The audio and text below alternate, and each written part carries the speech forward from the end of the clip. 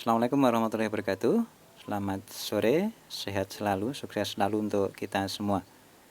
Teman-teman sekalian, ini sekelompok ikan gurami di kolam terpal, usia sekitar 2 tahun ya. Ini yang kemarin kita bongkar untuk pengecekan di video sebelumnya, teman-teman bisa tengok juga. Jadi untuk kali ini kita akan lakukan setting ulang ya. Kalau sebelumnya di kolam ini ada beberapa jantan, ada beberapa betina juga, jadi masih pembojokan ya dalam masa pembesaran. Untuk kali ini akan kita pilih satu jantan dengan 3 ekor betina, nanti akan kita pilih. Jadi kita akan lakukan atau mencoba untuk memijahkan ikan gurami dengan wadah atau media kolam terpal. Sebelum kita lanjut ke jantan dan betina yang sudah terpilih, ini kita konfirmasi umur dulu. Ini 2 tahun dalam pemeliharaan di sini ya. Jadi sebelumnya sudah punya bobot sekitar 2 atau 3 ons. Ada juga yang 4 ons atau agak lebih besar ya. Tapi dia di setting di tempat lain. Jadi untuk umur aslinya itu kira-kira lebih dari 2 tahun. Mungkin hampir 3 tahun lah, kurang lebih ya.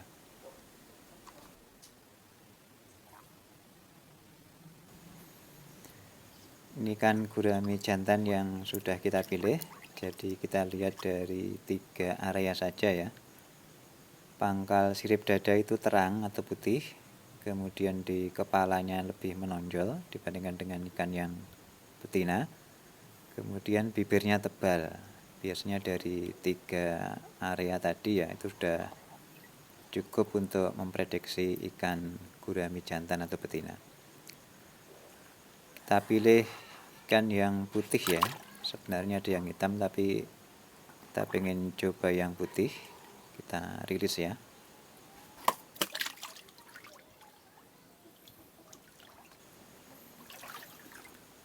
Kita lanjut ke kelompok ikan-ikan gurami betina. Ada 3 ekor sudah kita pilih. Masih di 3 area ya untuk prediksi betinanya. Dari pangkal sirip dada, kemudian bentuk kepala dan juga bentuk bibir. Untuk ikan gurami betina, ini kalau kita perhatikan di pangkal sirip dada itu warnanya hitam ya, kehitaman gelap. Kemudian bibirnya tipis, lebih tipis dari ikan yang jantan. Kemudian bentuk kepala atau dainya lebih rata, jadi tidak terlalu menonjol seperti ikan jantan. Kalau ada yang sedikit menonjol itu dia kayak belokan aja ya, jadi menurun aja, tidak menonjol sekali. Ini kita rilis ikan-ikannya, ikan gurami betina ke dalam kolam, kemudian nanti kita isi air lagi ke dalam kolam dan segera kita siapkan sarang ya, dan juga bahan untuk ikan membuat sarang.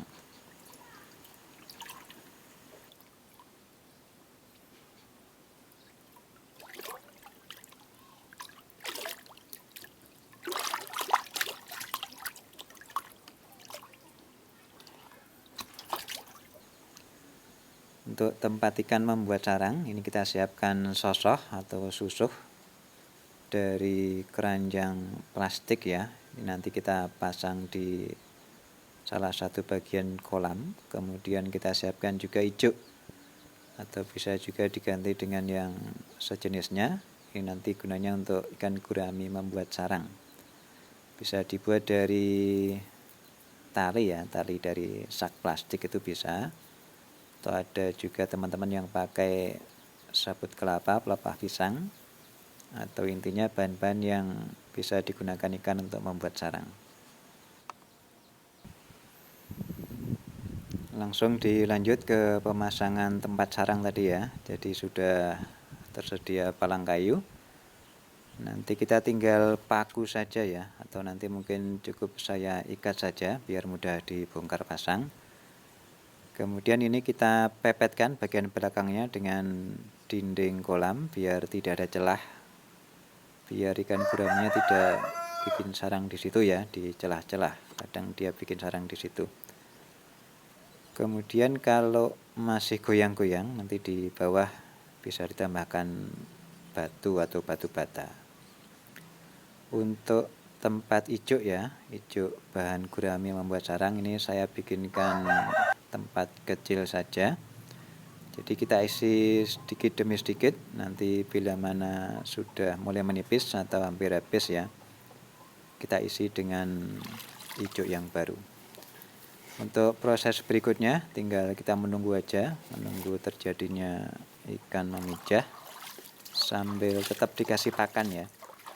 Cuman untuk proses pemijahan kali ini kita akan perbanyak dari unsur daun-daunan, mungkin daun sentai dan teman-temannya. Untuk pelet mungkin nanti untuk selingan aja, mungkin sesekali dikasih juga.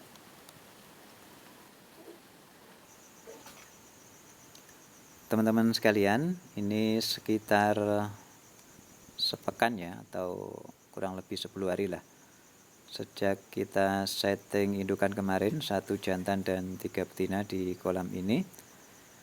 Sudah kita temukan sisa-sisa aktivitas ikan memijah. Jadi ini ikannya sudah memijah ya, termasuknya agak cepat, sekitar 10 hari saja. Ini kita lihat banyak telur yang bertebaran di dalam kolam ya, hampir merata, hampir separuh kolam. Ini kemungkinan telur-telur yang tidak terbuai dengan baik, atau ini pemijahannya mungkin tidak terjadi dengan bagus, sehingga telur yang harusnya dimasukkan ke dalam sarang itu bertebaran di luar sarang ya. Ini yang kuning-kuning ini telur ikan gurami, cukup banyak dia di permukaan air mengambang ya, jadi mirip dengan telur ikan gabus, sifatnya mengambang, tapi warnanya atau ukurannya dia agak lebih besar ya. Kita ambil sedikit sampel untuk telur ikan gurami pada pemijahan kali ini. Ini kemungkinan pemijahan yang terganggu mungkin ya.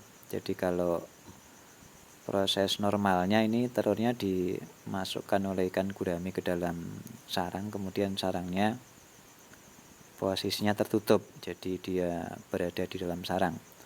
Tapi untuk pemijahan ikan gurami saya kali ini telurnya bertebaran ya. Jadi ini mungkin terjadi gangguan ya, atau ada sebab-sebab lain.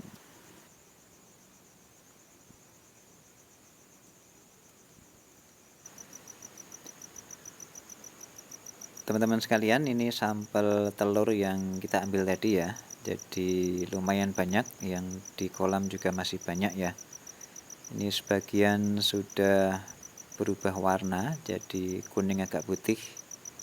Ini telur-telur yang tidak bagus atau tidak terbuai dengan baik. Kemudian telur-telur yang lain ini mungkin masih perlu beberapa jam lagi ya, mungkin besok hari baru kelihatan bagus atau tidak. Kalau juga berubah warna jadi kuning putih, itu nanti juga berarti tidak bagus juga, artinya pemijahannya berlangsung dengan tidak bagus ya. Paling tidak ini ikannya sudah mulai belajar memijah ya, meskipun mungkin belum bagus. Jadi ada harapan nanti pemijahan berikutnya akan lebih cepat lagi selang waktunya, dengan kualitas yang lebih baik lagi ya. Karena biasanya setelah beberapa kali memijah, kualitas telur ikan gurami akan makin bagus ya, seiring dengan pertambahan bobot induknya juga.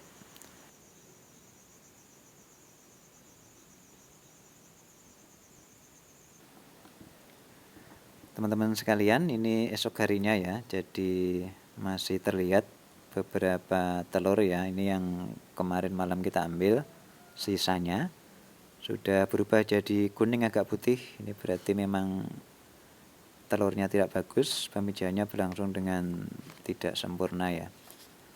Jadi untuk improvement ya, atau perbaikan yang mungkin bisa kita lakukan, ini pertama, ini ada banyak eceng gondok ya, mungkin kita singkirkan saja atau kita kurangi biar tidak mengganggu ikan mengambil telur ya. Kalau udah nempel di akar nanti susah diambil.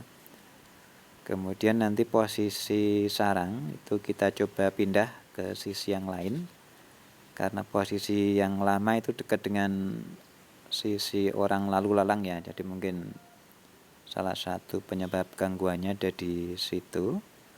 Kemudian yang ketiga nanti kita coba gantikan jantannya ya, jantannya kita ganti dengan ikan yang lain, siapa tahu akan lebih bagus.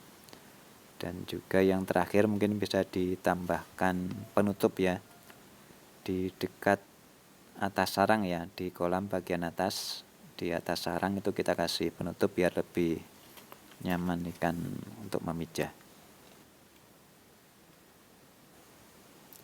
Oke teman-teman sekalian, sedikit tadi tentang ikan gurami, pemijahan di kolam terpal.